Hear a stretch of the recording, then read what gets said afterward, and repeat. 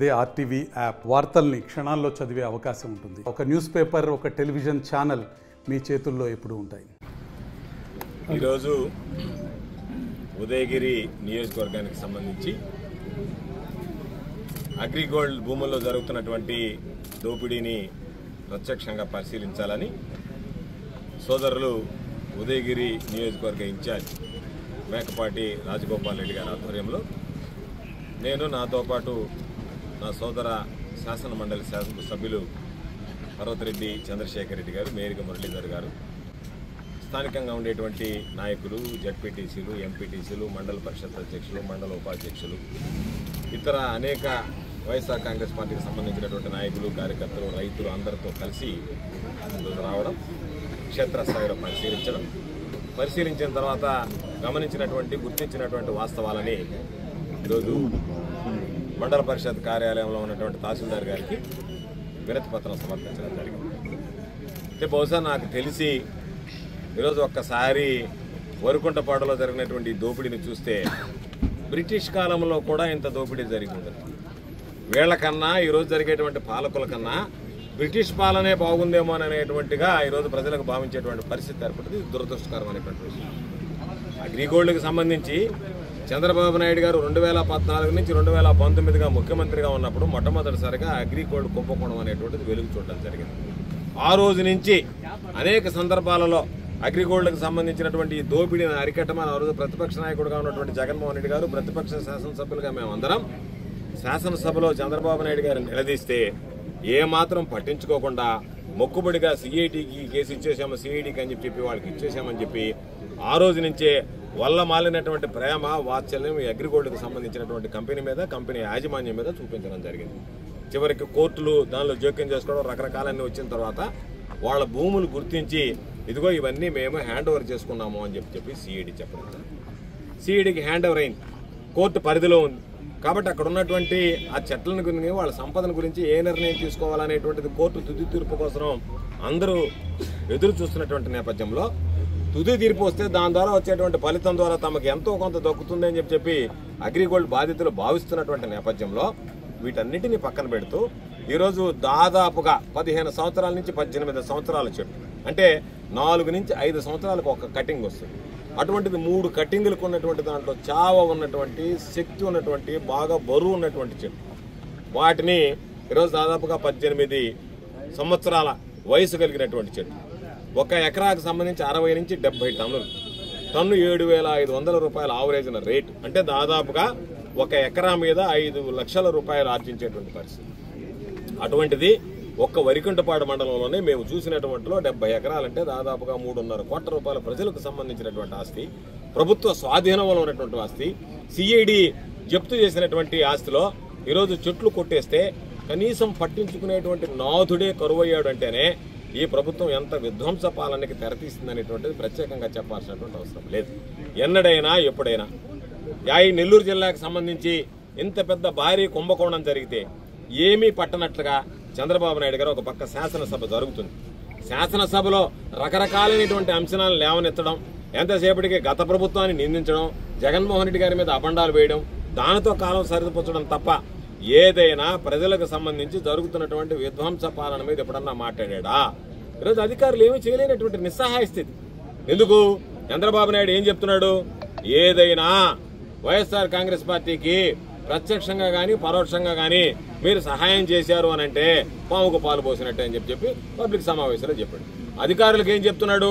మా వాళ్ళు ఏమి దోపిడీ చేసినా, ఏమి దొంగిలించినా, ఏమి కొట్టకపోయినా, ఏమి విధ్వంసం సృష్టించినా, ఎవరి మీద దాడులు చేసినా, ఎవరు ప్రాణాలు తీసినా, ఎవరు మానాలు పోయినా మీరు మాత్రం వైఎస్ఆర్ కాంగ్రెస్ పార్టీ వాళ్ళైతే కఠినంగా వ్యవహరించడం తప్ప తెలుగుదేశం వాళ్ళ జోలికి పోవద్దు అని చెప్పి అధికారులకు ఆదేశాలు ఇచ్చారు. దాని పర్యవసానం ఏమైంది? దోచుకుంటుంటే మేము ఇక్కడికి పరిశీలనకు వస్తామంటే పోలీసులు మమ్మల్ని నిలువరించేటువంటి ప్రయత్నం చేస్తున్నారు తప్ప దోపిడీదారుడు ఎక్కడ ఉన్నటువంటి పట్టుకునేటువంటి పరిస్థితుల్లో లేడు. ఈరోజు పాపం తహసీల్దార్ గారు చెప్తున్నారు, మొన్న ఒక ఫిర్యాదు వచ్చింది సార్, ఆ ఫిర్యాదును పరిశీలిస్తున్నామని చెప్పి. ఇది ఎంత దారుణమైనటువంటి పరిస్థితి అంటే ఒక పోలీస్ డిపార్ట్మెంట్ చేతిలో ఉన్నటువంటి ఆస్తిని దోచుకుపోతే ఇటు రెవెన్యూ కానీ అటు వాళ్ళు కానీ. అందుకే ఈరోజు ఈ పరిపాలన ఎంత దారుణంగా ఉందని బహుశా నాకు తెలిసి ఆంధ్ర రాష్ట్రంలో ఇంత అధమ స్థాయిలో పరిపాలన జరగలేదు. ఒక పార్టీకి సంబంధించినటువంటి వాళ్ళు ఇంత దౌర్భాగ్యంగా దౌర్జన్యంగా ఎప్పుడు హింసించినటువంటి సంఘటనలు లేవు. జిల్లాకు చూస్తే కలెక్టర్ గారు, ఎస్పీ గారు పాపం ఉత్సవ విగ్రహాల్లాగా మారిపోయారు. ఏమీ మాట్లాడలేనటువంటి పరిస్థితి. కలెక్టర్ ఆఫీసులో కలెక్టర్ గారి కన్నా కలెక్టర్ దగ్గర ఉండేటువంటి డెఫేదారే పవర్ఫుల్ గా ఉండేట్టున్నాడు. ఎస్పీ ఆఫీసుకు పోతే ఎస్పీ ఆఫీసులో ఉండేటువంటి కానిస్టేబుల్ పవర్ఫుల్ గా ఉండేట్టున్నాడు ఎస్పీ గారి కన్నా. వీళ్ళు ఇంకా పాపం తగ్గిపోయినటువంటి పరిస్థితి. ఈరోజు ఒక్కసారి చూస్తే ఎంత దారుణమైనటువంటి పరిస్థితులు తెలియాలి కాబట్టి చెప్తున్నాను, సందర్భం వచ్చింది కాబట్టి చెప్తున్నాను. కందుకూరులో వైఎస్ఆర్ కాంగ్రెస్ పార్టీ సానుభూతి పరుడు ఒక రేషన్ షాప్ నిర్వహిస్తుంటే ఆ రేషన్ షాప్కు 4 సార్లు వెళ్లారు అధికారులు తనిఖీ చేయడానికి. 4 సార్లు ఏమీ దొరకలేదు. ఏమీ దొరకలేదు అంటే వాళ్ళు వచ్చేస్తే ఆ ఎమ్మెల్యే నాకు ఏం చేస్తావో నాకు తెలియదు, మీరు వాడిని తీసేయాల్సిందే రేషన్ షాప్ అంటే ఒక 10 మంది దుండగులు పోయి ఆ రేషన్ షాప్ తలుపు బద్దలు కొట్టి దాంట్లో 10 బస్తాలు ఆటోలు వేసుకుని ఎత్తుకుని వెళితే ఎదురుగా ఉండే సీసీ కెమెరాలో ఇది రికార్డ్ అయితే వాళ్ళయ్యా సీసీ కెమెరా తీసుకొచ్చి ఇవ్వమంటే నేను 3 సార్లు జిల్లా ఎస్పీకి చెప్తే ఎస్పీ గారు కేసు కూడా కట్టకుండా ఈ రోజు దానికి సంబంధించి తారుమారు చేసి పాపం అతన్ని తెల్లవారు వచ్చినటువంటి రెవెన్యూ వాళ్ళు ఏమంటారు, జరిగింది మాకు తెలియదు, మీరు పోలీసు కేసు ఇచ్చుకోండి, నీ దగ్గర స్టాక్ తగ్గింది. అధికారులకి పోలీస్ శాఖకి మరలా చెప్పేది అధికారం ఎవరికి శాశ్వతం కాదు. 151 స్థానాల్లో మేము గెలిచినప్పుడు అనుకున్నాం అధికారం కొనసాగుతుందని. మరలా ఈరోజు ప్రజలు భిన్నమైనటువంటి తీర్పునిచ్చారు కాబట్టి నీకు 164 స్థానాలు వచ్చాయి. కాబట్టి ఈ రోజు నువ్వు ఉండేటువంటి పరిస్థితులు అధికారులు పాపం ఏదో చెప్పారులే చేస్తారులే, మనకు మంచి దగ్గర ఉద్యోగం వచ్చింది, లేకపోతే మనల్ని ఎక్కడ లూప్ లైన్లు వేస్తారని చెప్పి దయచేసి ఒకటి గుర్తుంచుకోండి. మేము మరలా చెప్తున్నాం, అధికారం ఏ పార్టీకి శాశ్వతం కాదు. ఈ రోజు మీరు చేసేటువంటి తప్పులు పోలీసు ఎస్ఐలు గాని, సిఐలు గాని, రెవెన్యూ అధికారులు గాని రేపు ఈ పాపాలు మీరు ఏదైతే చేస్తున్నారో శాపాల్లాగా మిమ్మల్ని వెంటాడతాయి, ఇబ్బందులు పడతారు. మిమ్మల్ని హెచ్చరిస్తున్నాం. ఎక్కడన్నా పోతే పాపం ఎస్పీ గారు ఏదన్నా మాట్లాడమంటే మా మీద కేసులు కడుతున్నాడు. కేసులకి అరెస్టులకి వాటికి భయపడేటువంటి వ్యక్తులం కాదు. మేమేమి చెప్తున్నాం, పోలీసు శాఖ అనేటువంటిది ఓ భిన్నమైనటువంటిది. ఎందుకు ఆ మాట చెప్పాం? అందరం మామూలుగా మనం డ్రెస్ చేసుకుని పైన తోపి పెట్టుకుని పోగలమా? ఏఈస్పేటలో అరెస్ట్ చేసినట్టుగా అరెస్ట్ చేస్తారు, సంఘం దగ్గర అరెస్ట్ చేసినట్టుగా. మీకంటూ ఒక గౌరవం గుర్తింపు ఇచ్చింది సమాజం. దేనికి? మీరు ఈ శాంతి భద్రతలను కాపాడండి, ప్రజల ఆస్తికి రక్షణ కల్పించండి, ప్రజలకు అండగా నిలవండి అని చెప్పి. వాటికి భిన్నంగా పచ్చ చొక్కాలకు అండగా నిలుస్తాం, పచ్చ మంది ఏమి చేసినా సరే మేము వంతపడతాం, పచ్చ గ్యాంగ్తో మేము కలిసి వంతపడతామని చెప్పి మీ ఇష్ట ప్రకారం మీరు వ్యవహరిస్తుంటే చూసి ఊడుకునేటువంటి పరిస్థితి ఉండదు. రేపు మరలా చెప్తున్నాం, అధికారం తిరిగి వచ్చిన తర్వాత ఏ అధికారులైతే ఇక్కడ తప్పు చేశారో ఆ అధికారులను ఇక్కడ తీసుకొచ్చి వాళ్ళ సమక్షంలోనే మళ్ళా అన్ని సరిపెట్టాల్సినటువంటి పరిస్థితి ఉంటుంది. గుర్తుపెట్టుకోండి. ఈరోజు చెప్తున్నాను, మనం మేకపాటి రాజగోపాల్ రెడ్డి గారు ఎవరినైతే ఈ రోజు ఇక్కడికి సంబంధించి ఈ నియోజకవర్గంలో ఉదయగిరి నియోజకవర్గానికి సంబంధించి వైఎస్ఆర్ కాంగ్రెస్ పార్టీ వాళ్ళ పట్ల ఇబ్బందులుగా ప్రవర్తించారో, ఇబ్బంది పెట్టారో ఎవరిని విడిచిపెట్టాం. మీరు ఒక ఉద్యోగం నుంచి పదవి విరమణ చేసినా సరే అనుకుంటున్నారు అయిపోతుంది అని చెప్పి, పదవి విరమణ చేసినా సరే జైలుకి వెళ్లేటువంటి పరిస్థితి ఉంటుంది తప్ప విడిచిపెట్టేటువంటి ప్రసక్తి ఉండదు. కాబట్టి ఎప్పటికైనా మీరు భవిష్యత్తును గుర్తుంచుకొని ఒళ్ళు దగ్గర పెట్టుకుని వ్యవహరిస్తే బాగుంటుంది. దీనితో పాటు కలిగిరి దగ్గరికి పోతే కలిగిరి దగ్గర రెడ్ శాండల్ కొట్టేస్తే, కలిగిరి మండలానికి సంబంధించినటువంటి దాంట్లో అక్కడ ఇదే విధంగా దోపిడీ చేస్తే, ఎక్కడన్నా ప్రభుత్వంలో రేపు ఇంకా మిగిలిపోయింది ఏంటంటే ప్రజలకు సంబంధించినటువంటి వాళ్ళ దోపిడీ. నాకు భయం వేస్తుంది తెలుగుదేశం వాళ్ళని చూస్తే. ఇంటి దగ్గర బయట దయచేసి మహిళలందరికీ చెప్పేది, ఏదైనా సామాన్లు కూడా రాత్రులు ఇళ్లలో పెట్టుకుని పడుకోండి.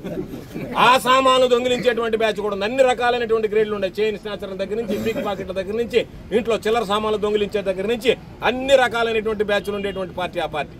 కాబట్టి రేపు వాళ్ళు బయట ఏదన్నా మీరు ఆలమంచి పండుకున్నా, లేదా ఏదన్నా బయట పడుకోవాలన్నా చెవుల్లో ముక్కులు ఏదన్నా భద్రపరిచి పడుకోండి తప్ప వీళ్ళని నమ్మి ఈ పరిపాలనలో పడుకుంటే దాని మీద కేసులు బనాయిస్తే మరలా మీరు ప్రశ్నిస్తే మీ మీద ఎదురు కేసులు పెడతారు తప్ప వాళ్ళకి సంబంధించి ఎవరికి కూడా ప్రజలకు, వైఎస్ఆర్ కాంగ్రెస్ పార్టీని కాదు ప్రజలకి రక్షణ లేకుండా పోయింది. కాబట్టి ఇటువంటి పరిస్థితుల్లో ఈరోజు మేము చూస్తే మాకు అనిపించింది ఇంత దారుణమైనటువంటి దౌర్భాగ్యమైనటువంటి పరిస్థితులు ఎక్కడా లేవు. అందులో నెల్లూరు జిల్లాకు సంబంధించి అతిపెద్ద భారీ కుంభకోణం. దీన్ని ఇప్పటికే పాపం అదేదో రాత్రులు తీసుకెళ్ళింది కాదు, పట్టపగలు కొట్టారు, ఏ ఫ్యాక్టరీలో అమ్మారు, ఎవరు కొట్టారు. కాబట్టి ఈ రోజు మీరు దీన్ని దాచిపెట్టిన తర్వాత రేపు దీని మీద విచారణ జరిగితే ఒక్కొక్కడు హరికథ చెప్పినట్టుగా, బుర్రకథ చెప్పినట్టుగా చెప్తాడు. రేపు ఏమి జరిగింది, ఎవరు కొట్టారు, ఎక్కడికి తీసుకెళ్లారు, ఎంత కమ్మారు, డబ్బులు ఏమి చేశారంతా. ఆ రోజు తీసుకువెళ్లి అమ్ముకున్నతో పాటు ఈ రోజు వాళ్ళని కాపాడినటువంటి, ఎటువంటి చర్యలు తీసుకున్నటువంటి అధికారులు బలవుతారనేటువంటి విషయాన్ని గుర్తుంచుకోండి. బదిలీ అయితే వేరే దగ్గరికి పోతారు, వేరే దగ్గర పనిచేస్తారు. అంతే తప్ప మేము బదిలీ అవుతామో, మమ్మల్ని ఇబ్బంది పెడతారేమోనని చెప్పి ఇక్కడ ఉండి మీరు మీ కుటుంబం రేపు ఇబ్బందులు పడేటువంటి పరిస్థితిని దయచేసి మీరు తెచ్చుకోవద్దు. కాబట్టి ఇప్పటికైనా నిష్పాక్షపాతంగా వ్యవహరించండి. మేము మరలా చెప్తున్నాం, దీనిని మేము విడిచిపెట్టాం. ప్రభుత్వం మరలా తిరిగి అధికారంలోకి వచ్చిన తర్వాత ఇటువంటి నేరాలు ఘోరాలు ఏమైతే ఉన్నాయో వాటన్నిటినీ పరిశీలిస్తాం. ఈ రోజు ఒక్కటే రాసి పెట్టుకోండి, నేను పచ్చని చెట్టు కింద నీడలో నిలబడి మాట్లాడుతున్నా. ఏ రోజు ఈ రాష్ట్రంలో ఎన్నికలు వచ్చినా జగన్మోహన్ రెడ్డి గారు చెప్పినటువంటి వై నాట్ 175 ఈ రోజు వైఎస్ఆర్ కాంగ్రెస్ పార్టీకి 175 మరలా రేపు రాజగోపాల్ రెడ్డి గారు శాసనసభ్యుడైన తర్వాత వీటన్నిటి మీద దృష్టి పెడతాం. ఈ రోజు నేను ఏ విధంగా అయితే శాసన మండలి సభ్యులు మేము అందరం కలిసి వచ్చామో రేపు అందరూ శాసనసభ్యులైన తర్వాత అందరం కలిసి వచ్చి ఇక్కడ కూర్చొని అధికారులతో పరిశీలించి సమీక్షించి ఎక్కడైతే పొరపాట్లు జరిగాయో, ఎక్కడైతే నేరాలు జరిగాయో, ఎక్కడైతే ఘోరాలు జరిగాయో, ఎక్కడైతే వైఎస్ఆర్ కాంగ్రెస్ పార్టీకి సంబంధించినటువంటి కష్టం నష్టం జరిగిందో ఎవరిని అధికారులు గాని ఆ నష్టం కలిగించినటువంటి వ్యక్తులు గాని విడిచిపెట్టేది ఉండదు. కాబట్టి నేను ఒకటే చెప్తున్నా, వైఎస్ఆర్ కాంగ్రెస్ పార్టీకి సంబంధించినటువంటి ప్రతి నాయకుడిని కార్యకర్తని కాపాడుకోవడంతో పాటు తెలుగుదేశం పార్టీ ఆగడాల మీద అలుపెరగనటువంటి పోరాటం చేస్తాం తప్ప ఎవరిని విడిచిపెట్టేటువంటి ప్రసక్తి ఉండదు. అందులో భాగంగా ఈరోజు వచ్చాం. చాలా సంతోషం, ఎందుకంటే ఇన్ని నిబంధనలు ఇంతమంది మధ్య ఈరోజు పర్యటనలో ఇంత పెద్ద ఎత్తున జనం పాల్గొన్నారంటేనే ఉదయగిరి నియోజకవర్గంలో వైఎస్ఆర్ కాంగ్రెస్ పార్టీ ఆదరణ తరిగిపోలేదు, మరింత పెరిగింది. ఎన్నికలకు సంబంధించినటువంటి ఈ 10 నెలల కాలంలోనే స్పష్టమవుతుంది. కాబట్టి తప్పనిసరిగా ఎప్పటికైనా అగ్రిగోల్డ్కు సంబంధించినటువంటి ఈ భూముల మీద అధికారులు స్పందించి, పోలీసు శాఖ సంబంధించి జిల్లా కలెక్టర్ గారు, ఎస్పీ గారు స్పందించి చర్యలు తీసుకుని, ఇది ప్రభుత్వ ఆస్తి, ప్రజల ఆస్తి. ప్రభుత్వం ఈరోజు జప్తు చేసి పాపం బాధితులు, అగ్రిగోల్డ్ బాధితుల దగ్గర డబ్బులు తీసుకుని ఎగ్గొట్టినటువంటి ఆస్తి, వాళ్ళ కంటికి కడిగుడి ఏడ్చేటువంటి పరిస్థితి. దానిని దోచుకుపోవడానికి వీళ్ళకి మనసు ఎలా వచ్చిందో, వాళ్ళని రక్షించాలనేటువంటి ఈ శాసనసభ్యుల పాలకులు ప్రజా జీవితంలో పనికొస్తారా? ఒక్కసారి మీరు ఆలోచన చేసి దీని మీద ఖచ్చితంగా పోరాటం కొనసాగిస్తాం. ఏ రోజైనా సరే, మరలా ఈ రోజు చెప్తున్నాం, అగ్రిగోల్డ్ బాధితులకు సంబంధించినటువంటి ఎవరైతే ఈ రోజు దోపిడీ చేశారో వాళ్ళని విడిచిపెట్టేది ఉండదు, వాళ్ళకు వంత పడినటువంటి అధికారులను కూడా విడిచిపెట్టేది ఉండదు.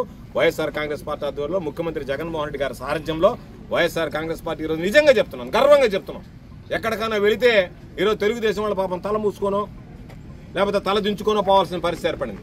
ఈరోజు అధికారం లేకపోతే ఈరోజు మేము గ్రామాల్లో తిరిగితే ప్రజలు ఎదురొచ్చి, మహిళలు ఎదురొచ్చి, యువకులు ఎదురొచ్చి, అయ్యా జగన్మోహన్ రెడ్డి గారు ఒక్కడే ఏదైతే మాట చెప్పాడో ఆ మాట నెరవేర్చినటువంటి ముఖ్యమంత్రి అంటే ప్రతి వైఎస్ఆర్ కాంగ్రెస్ పార్టీ నాయకుడు, కార్యకర్త తల ఎత్తుకొని గ్రామాల్లో తిరిగేటువంటి పరిస్థితి కల్పించినటువంటి నాయకుడు మన నాయకుడు జగన్మోహన్ రెడ్డి గారు.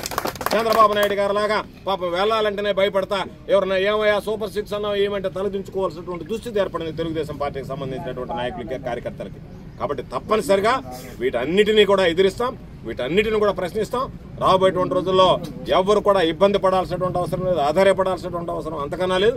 వైఎస్ఆర్ కాంగ్రెస్ పార్టీకి సంబంధించినటువంటి ఏ కార్యకర్తకు కష్టం వచ్చినా మరిన్ని వీడియోస్ కోసం ఛానల్ ని సబ్స్క్రైబ్ చేయండి, లేటెస్ట్ అప్డేట్స్ కోసం వాట్సాప్ ఛానల్ ని ఫాలో చేయండి, అండ్ లింక్ డిస్క్రిప్షన్ లో ఉంది.